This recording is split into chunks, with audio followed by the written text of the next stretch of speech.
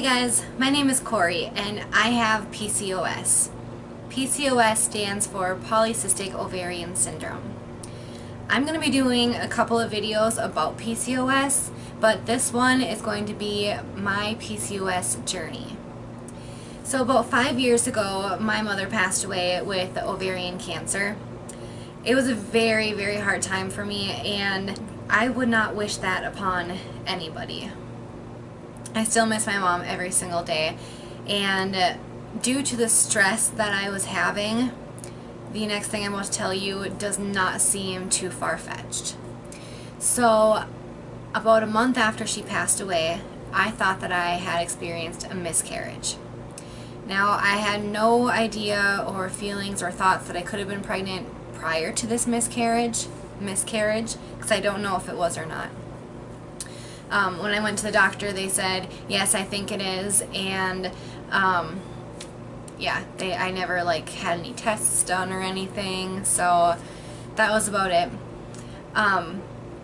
So moving on, that winter, my mother passed away September 18th, just so you guys know, so it was October that I thought that I had the miscarriage.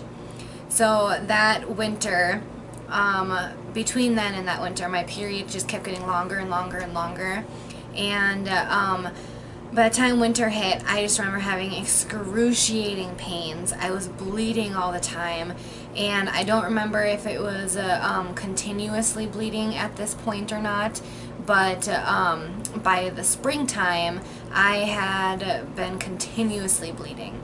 Like, there was no breaks between my periods whatsoever. So months at a time. And all I ended up having my period for 3 whole years before it finally went away and we figured out what was going on. So rewind back to that springtime. Around the time that I was getting the continuous periods, I was also experiencing extremely bad dizzy spells. The kind of dizzy spells where, like, when you stand up you get so dizzy you just black out. Just nothing, you know? I never fully fainted. I could always feel them coming on, and I would fight like crazy to keep them away. So I was always a really good water drinker. I didn't skip meals. You know, I knew that I had enough nutrition in my body to keep that part of me going. I had enough water in my body, so that wasn't an issue. But what else could it be? I was never really a sick person other than having allergies. So I went to the doctor, and their only solution for me was birth control.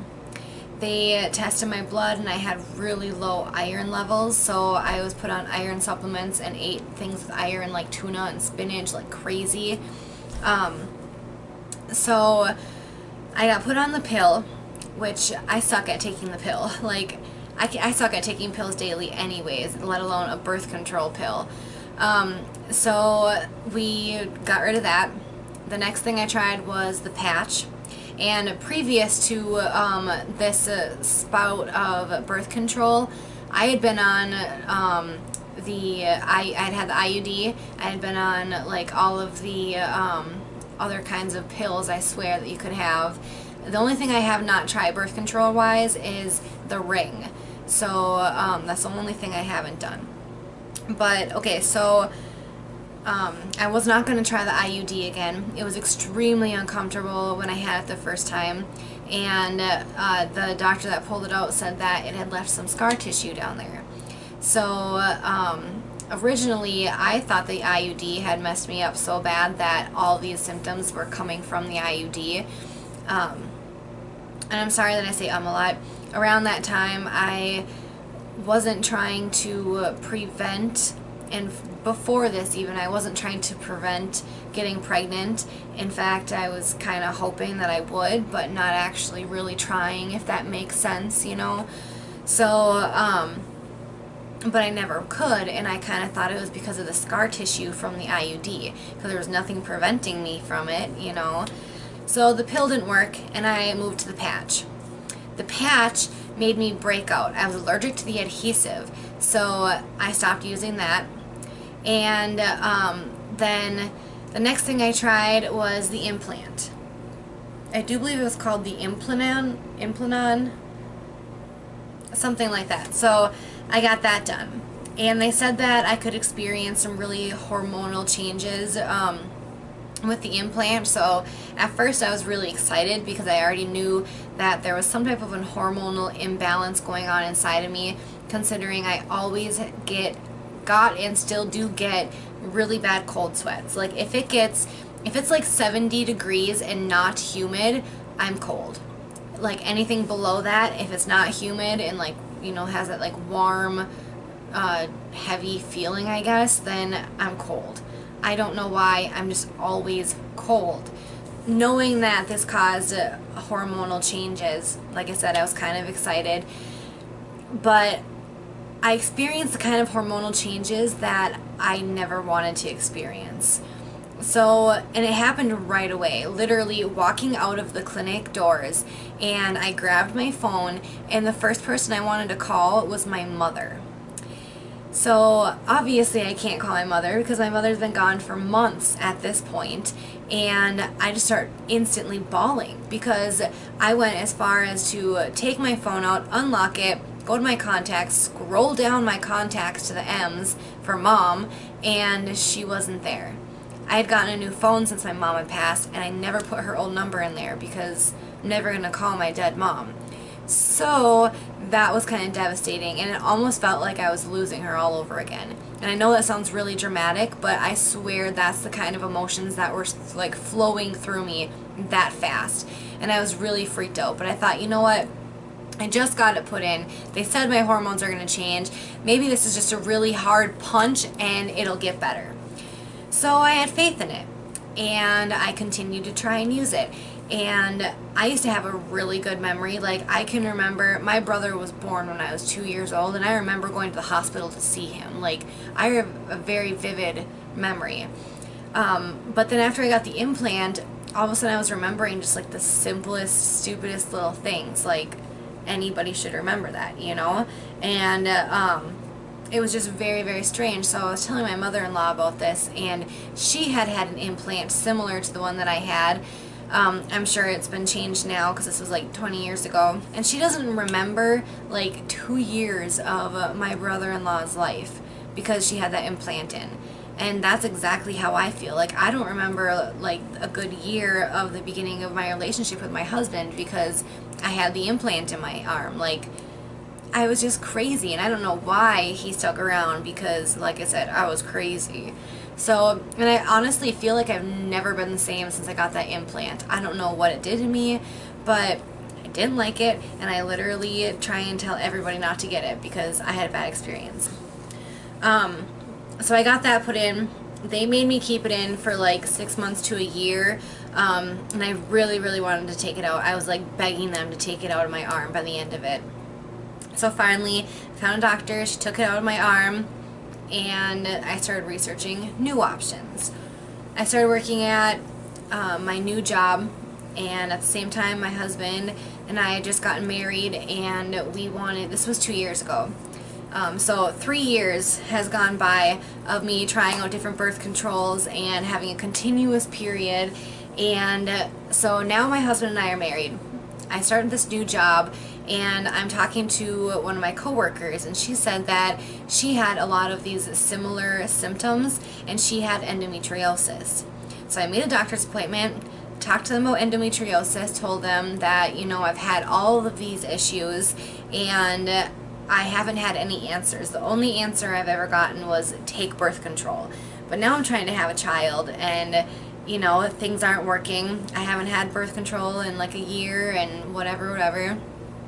So my doctor referred me to a fertility specialist, or just like a doctor at the women's clinic. I'm not really sure if she was a fertility specialist, but she's absolutely awesome. I really like her. So I talked to her. She ran some tests, and she did an ultrasound. And by the way, at the time when I had gotten my ultrasound, I was still bleeding. Like, I was still doing my my continuous 3 years of bleeding, and I had just been put on metformin, and she told me that she wanted me to do 1 month of birth control. So I did. I doubled the metformin with the birth control, And the next month after the birth control, she had me do the ultrasound, and this was like kind of when everything was starting to get better, but I was still extremely swollen, and like inside I felt just like it was so sore. Everything was so sore, and I literally bawled through my ultrasound. It was so embarrassing. But I made it through it, and we got the ultrasound images back, and the ultrasound tech said that they did not see any cysts on my ultrasound. But my doctor said that she swears that she sees some. So that was kind of, that's kind of where I'm at right now. Like, they don't know if I for sure have PCOS, but they're like 90% sure. I just got my tests ran again like a month ago in August, and all my tests are still showing the same signs as PCOS, like high androgen levels, high testosterone levels, and I've got other symptoms like since I met my husband, I have gained like 70 pounds, I think, and it's like impossible to get rid of them. I've tried like everything, and it's definitely increased my depression and anxiety. And I mean, there's like, I have a bunch of unwanted hair, and that's a huge symptom for PCOS people. So there's a lot of different things. I will go through like all of like the symptoms and signs and like the risks that we PCOS women have in a different video, but I really just wanted to explain my journey, like what I've been through, how long it took me to get any type of an answer whatsoever. Like, I even lost a job over me being sick. And I totally forgot to mention this, but the spring that my mother had passed away, this was like the beginning of the 3-year menstrual cycle. That's just crazy to me. Like, I cannot believe I had my period for 3 years. Like, the money I spent on tampons and panty liners is ridiculous. Anyhow, so yeah, I lost a job because of PCOS. It was in the very beginning of the cycle, I feel like, you know, a few months in, and this was when I was experiencing those really bad dizzy spells. So I was taking care of a client one night. I was taking his shoes off. He was standing with his walker, and this guy like never ever had balance issues or anything, so he was pretty good to go. So, and I was very well aware of my dizzy spells and like how like they would go all the way into a blackout, and I was very cautious about them. So I had like a 4-step process just to standing up. You know, like I had to hold on to like 4 different things on my way up to try and like balance myself and level myself, and I would like go up, I would stand up like a sloth pretty much. It was kind of embarrassing, but for the most part it worked. It wouldn't enhance those dizzy spells at all, but I could also get them just standing there too. Like, it was really strange. I hated feeling that way. So I'm down on my knees taking off his shoes, and I start to do my 4-step process of standing up, and as I'm doing this I can feel it coming on, and I'm fighting it so hard, trying so hard not to black out, and I did. And as I'm coming out, I see his knees are buckling.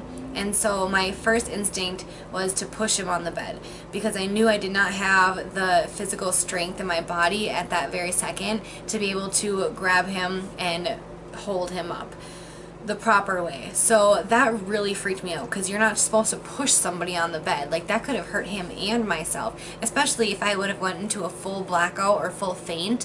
Both of us could have gotten hurt extremely bad.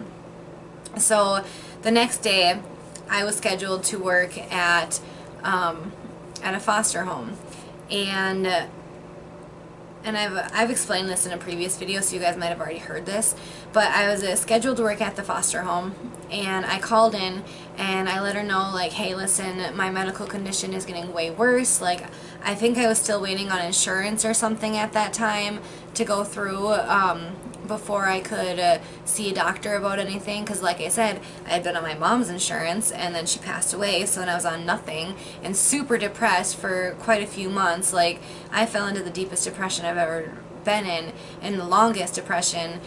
So that was really difficult. But I was trying really hard to like be good at work and all that kind of stuff. Anyways, so I called my boss, let her know what happened, explained how freaked out I was, and I told her that I don't think I could come in the next day, and but if she really needed me to come in, then I would appreciate her to call me and let me know. Otherwise, you know, I just wouldn't come in, because how am I supposed to lift anybody up, you know? And I also mentioned something in the message along the lines of, if she had someone come in and help me, I would have no problem doing the work, but I would need someone to do the lifting, and I could do like all of the cooking and like the changing and, you know, the daily routine. I could help do all of that, but I need help lifting people mainly, because I just didn't trust my body, didn't trust these dizzy spells. So I never heard anything back from her, so I assumed that meant, yes, I was in the clear, I could stay home. You know, I woke up at my normal time, started to kind of get ready, never heard anything from her, so then I went back to bed and didn't hear anything from her for a good, I almost said month, for a good week. So that next following week, it was like the next Friday or something, like an entire week had passed, and she gives me a call and she says, I'm really sorry, but I'm going to have to ask you to either resign or we're going to fire you. Like, what? This is a medical thing. Like, you can't fire somebody over a medical issue, which I, being immature and young, did not know that. So, what did I do? I freaking resigned. I wrote her a resignation letter, and that was the end of it. And I'm so mad at myself for doing that, because not only did I love that job, I also could not control what was happening to my body. Like, so much had happened in the past couple of months, and I was so confused, so lost, and there was no support from work. It was devastating. My other job, on the other hand, they were extremely, extremely understanding. However, I didn't get as many hours there, so it really took a blow to lose my other job. So this has been my PCO journey. I hope you guys enjoyed it, and I'm sorry that it was kind of monotone and drug out. I like to jabber a lot, and I've been like super spacey today. So, plus this isn't really the best subject to talk about, to be honest, but if my experience can help anybody understand what they're going through, that's all the more better. So I'm going to have a couple of videos like this coming up. I'm going to do like an informational video, things that have helped my PCOS, things that I'm doing to help get pregnant. I am on I can't remember what the medicine is called, but I will put like all of my medications and all that, all my supplements and stuff, the diet that I'm on, the workout routine that I do. I'm going to put all of that in another video, or like multiple different videos. So thank you so much for watching. I hope you guys enjoyed this video. I hope that you guys are able to take something out of this video, and I will see you guys on the next one. Bye!